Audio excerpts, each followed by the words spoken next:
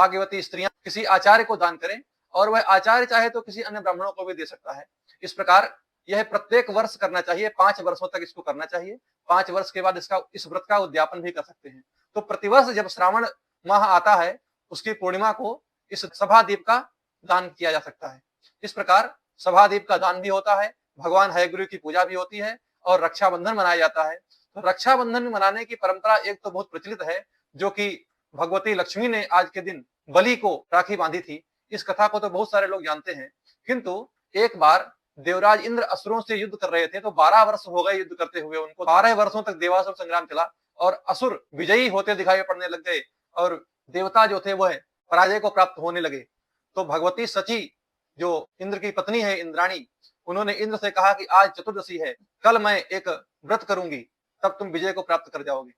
तो पूर्णिमा आने पर इंद्राणी ने एक व्रत किया और दीपक जला करके, कलश स्थापित करके, भगवान लक्ष्मी नारायण की पूजा करके इंद्र को रक्षा सूत्र बांधा। रक्षा सूत्र के प्रताप से देवता विजयी हो गए और असुर पराजित हो गए। एक ऐसी भी कथा प्राप्त होती है। यह श्रावणे विमल मास विधान विज्ञो रक्षा विधान मिदमाचरते मनुष्यः आस्ते सुखेन परमेण च वर्षमेकं पुत्रैश्च पौत्र सहितः ससुहज्जनश्च। इस पवित्र श्रावण मास में जो विधि विधान को जान करके इस उत्तम रीति से इस व्रत को करता है, वह पुत्र पौत्र बंधु बांधवों के सहित वर्ष पर्यंत सुखी रहता है। इसलिए प्रत्येक वर्ष इस त्योहार को हमारे यहाँ मनाया जाता है। अतः इस दिन यह 3 विशेष रूप से पर्व होते हैं, 3 कृत्य होते हैं विशेष रूप से। एक तो रक्षाबंधन प्रचलित है लोग में, भगवान हयग्रीव का प्राकट्य भी आज के दिन ही हुआ था।